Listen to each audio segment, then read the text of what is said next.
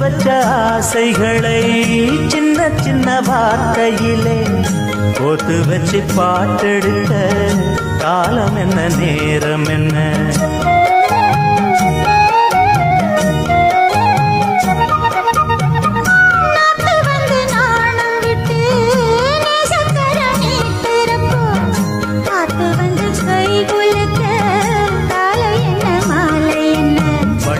திருமுகம் எப்பொழுதும்